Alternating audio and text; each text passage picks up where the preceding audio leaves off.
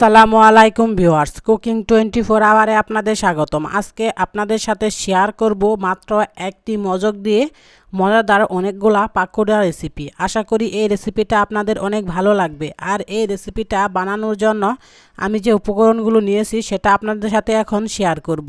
রেসিপিগুলো বানানোর জন্য নিয়েছি এখানে পেঁয়াজ কুচি, কাঁচামরিচ কুচি, নিয়েছি অল্প করে চাউলের গুঁড়া, আর নিয়েছি হাফ কাপ পরিমাণ মশারির ডাউল বাটা। আর এখন মজকটাকে ভালোভাবে পরিষ্কার করে ধুয়ে নিয়েছি। ছোট্ট একটি ছাগলের মজক, আর এইটুক মজক দিয়ে হয়তো পরিবারের অনেকজনের খাওয়া হবে না। তার জন্য এই পদ্ধতিতে যদি আপনারা এই রেসিপিটা বানিয়ে নেন তাহলে খেতে কিন্তু অনেকটাই মজা হবে। তো আশা করি রেসিপিটা আপনারা না টেনে পুরোটাই দেখবেন। তো রেসিপিটা বানানোর জন্য আমি এখন মজকের সাথে পেঁয়াজ কুচি, কাঁচামরিচ কুচি, চাউলের গুঁড়া এবং ডাউল বাটা মিশ্রণটি দিয়ে দেব পরিমাণ মতো রসুন বাটা, আদা বাটা,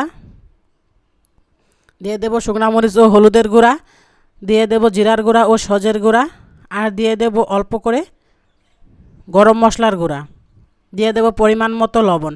এখন সবগুলো মিশ্রণ একসাথে মিশিয়ে নেব।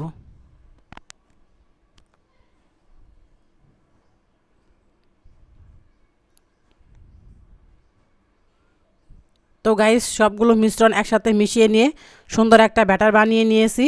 এখন দিয়ে দেব কড়াইতে পরিমাণ মতো তেল।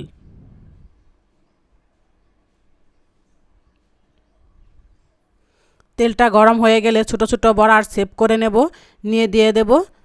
এক পাশে ভাজা হয়ে গেলে আমি অপর পাশে উল্টিয়ে নেব।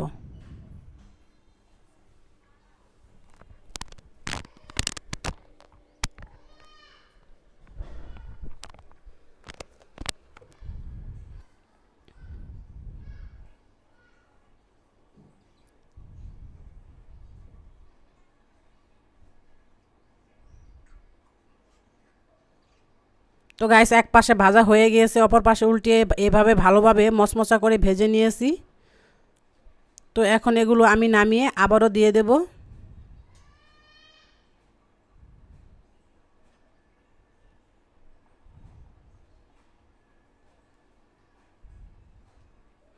এই রেসিপিটা কিন্তু একদম সহজ, আর এভাবে বানালে কিন্তু অনেকজন মানুষই খেতে পারবে, যেহেতু ছোট্ট একটা মজক, আর এই মজক দিয়ে কিন্তু সবারই খাওয়া হবে না।